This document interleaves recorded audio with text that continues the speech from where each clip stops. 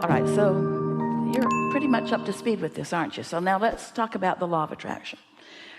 It's attraction, attraction, attraction, attraction. For everybody, it's attraction, attraction, attraction.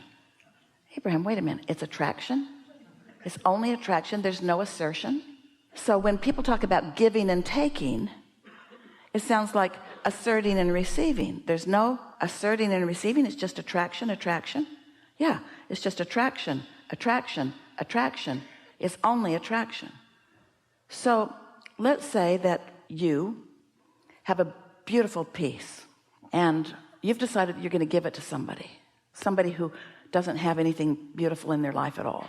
This will be the first pretty thing they ever drag home.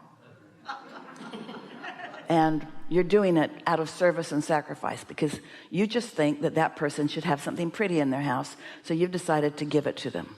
You with us? You all do this all the time. But this person doesn't feel blessed, doesn't feel all that lucky, doesn't feel that good at creating, maybe doesn't even know about that, and is not tuned in, tapped in, turned on, and is not in the receiving mode. But you don't care. You're going to give it to her anyway. So you're messing with the law of attraction because you're attempting something that you can't do. We're not saying you've ever done this. This is to talk about the law of attraction. You're attempting something that doesn't exist. You're attempting assertion. You're giving it, they're taking it, but they're not doing it easily. It doesn't make them feel better. You may have heard us say, I do this for you because I see you cannot do it for yourself. That's kind of how that feels. What we want you to hear in this is that if this person is open and receiving and basking and loving, all things wanted are going to flow easily to this person. And you may very well be part of the process through which those things flow.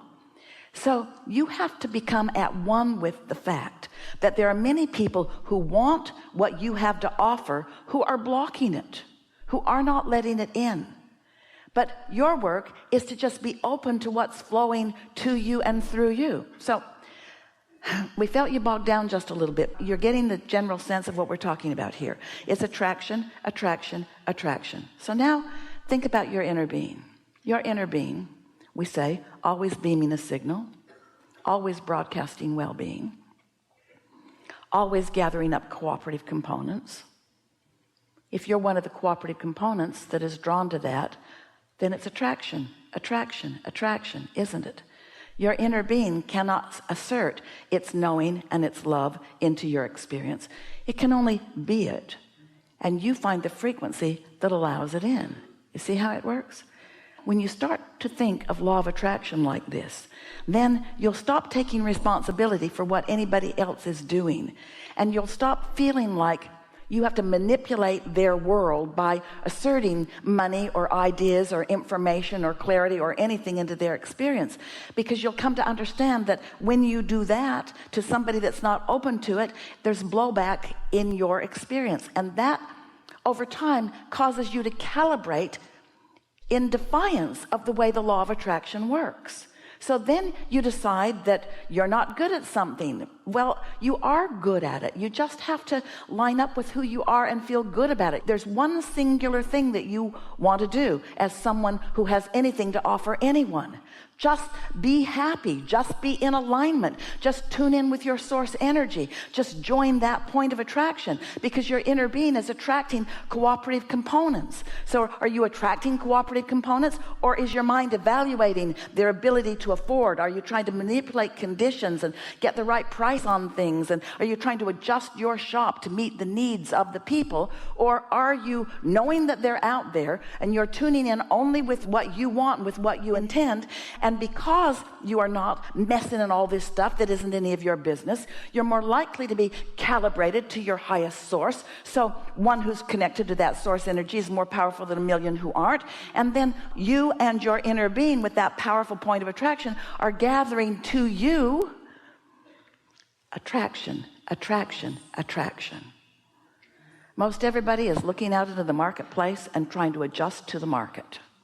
So they're letting the market calibrate them. And the market says, shortage, not enough, unfair, injustice.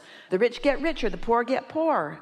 There is enough for everyone. This time of powerful energy moving is like a magnifying glass that is placed over the top of everything, and everything that is amplified. So if you feel abundant, you become more abundant. If you feel impoverished, you become more impoverished. If you feel well, you are weller. If you feel sick, you are sicker. This is what's going on right now because the energies are moving so fast. There has never been a time when it would be more prudent or helpful or feel better to you than now to get lined up with your true, powerful point of attraction, you see.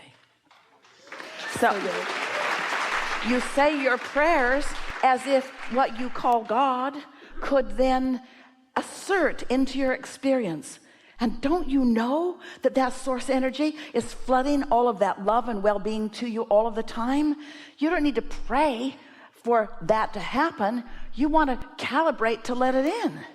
To let in the blessings that you've already asked for. To let in the blessings that you already deserve, you see. Yeah. Really good.